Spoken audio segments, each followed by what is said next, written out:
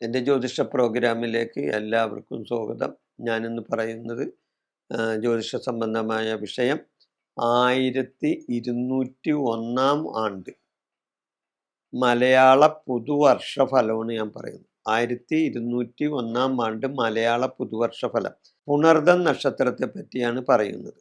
പുണർദം നക്ഷത്രക്കാർക്ക് ചിങ്ങമാസം മുതൽ പുതുവർഷ ചിങ്ങമാസം മുതൽ കർക്കിടക മാസം വരെയുള്ള ഓരോ മാസത്തിലും അനുഭവം വരുന്ന നക്ഷത്രഫലമാണ് ഞാനിവിടെ പറയുന്നത്.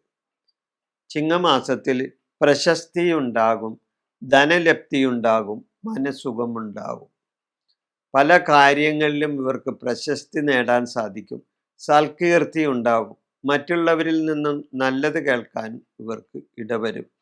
അതുകൂടാതെ സ്ഥാനലബ്ധിയും പുതിയതായി ഉദ്യോഗം ലഭിക്കാനോ ഉദ്യോഗത്തിൽ പ്രമോഷൻ ഉണ്ടാകാനോ ഒക്കെ സാധ്യതയുണ്ട്. കന്നിമാസത്തിൽ ആരോഗ്യ സംബന്ധമായ ഹാനി ഉണ്ടാവും. ആരോഗ്യ സംബന്ധമായ ചില പ്രശ്നങ്ങൾ, ആരോഗ്യ അരിഷ്ടതകൾ ഉണ്ടാകാം. മാതൃജന ദുരിതമുണ്ടാവും. മാതൃജനങ്ങൾ, അതായത് അമ്മ വഴിയുള്ള മാതൃജനങ്ങൾക്ക് ദുരിതങ്ങൾ ഉണ്ടാകാൻ സാധ്യതയുണ്ട്. തുലാമാസത്തിൽ രോഗശമനമില്ലായ്മ, മനക്ലേശം ഉണ്ടാകും.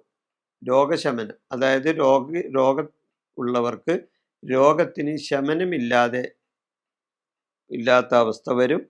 അതേപോലെ തന്നെ മനക്ലേശങ്ങളും ഉണ്ടാകും.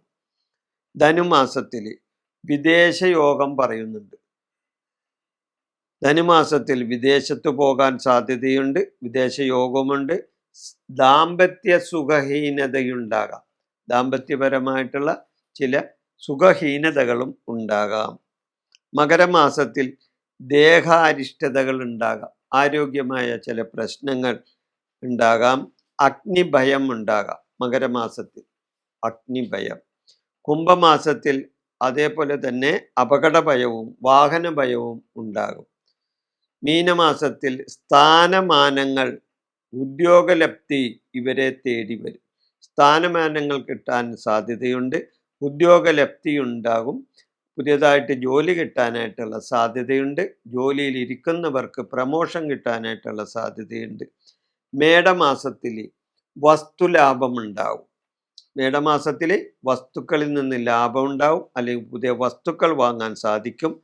വാഹന ലാഭമുണ്ടാവും. വാഹനത്തിൽ നിന്ന് ലാഭമുണ്ടാകും, അല്ലെങ്കിൽ വാഹനം ഇതെല്ലാം വാങ്ങാനും സാധിക്കും. കാര്യവിജയങ്ങൾ ഉണ്ടാകും. കാര്യസംബന്ധമായ വിജയങ്ങൾ ഉണ്ടാകും. ഇടവമാസത്തിൽ ധനപരമായ ബുദ്ധിമുട്ടുകൾ നേരിടേണ്ടി വരും. ഇടവമാസത്തിൽ ധനപരമായ ബുദ്ധിമുട്ടുകൾ, സാമ്പത്തിക ക്ലേശങ്ങൾ, ധനനഷ്ടങ്ങൾ ഇതെല്ലാം ഇടവമാസത്തിൽ വന്നുകൂടും. കാര്യ തടസ്സങ്ങളും വരും. അതായത് പ്രവൃത്തികളിൽ തടസ്സങ്ങൾ വന്നു ചേരാൻ സാധ്യതയുണ്ട്. മിഥുനമാസത്തിൽ ചെയ്യുന്ന കാര്യങ്ങളിൽ തൃപ്തിയില്ലായ്മയും മനക്ലേശവും ഉണ്ടാവും. മിഥുനമാസത്തിൽ ചെയ്യുന്ന പ്രവൃത്തികളിൽ ഒരു തൃപ്തിയില്ലായ്മ, അതുകൂടാതെ മനക്ലേശം, ഇതെല്ലാം ഈ മിഥുനമാസത്തിൽ ഉണ്ടാകും. കർക്കിടക മാസത്തിൽ ദുഃഖവാർത്ത കേൾക്കാൻ ഇടവരും. ധനക്ലേശങ്ങൾ, സാമ്പത്തിക ബുദ്ധിമുട്ട്, ധനനഷ്ടങ്ങൾ എന്നിവയും ഉണ്ടാകും. അപ്പോൾ പുതുവർഷത്തിൽ പുണർദം നക്ഷത്രക്കാർക്ക് ചിങ്ങം മുതൽ കർക്കിടകം വരെയുള്ള ഓരോ മാസത്തിലെ നക്ഷത്രഫലമാണ് ഞാനിവിടെ പറയുന്നത്. ദോഷശാന്തിക്കായി ശാസ്താവിനെ ഭജിക്കുന്നത് നല്ലതാണ്. നീരാഞ്ജനം സമർപ്പണം നല്ലതാണ്. ഈ വിഷയം ഞാൻ അവസാനിപ്പിക്കുന്നു. നന്ദി.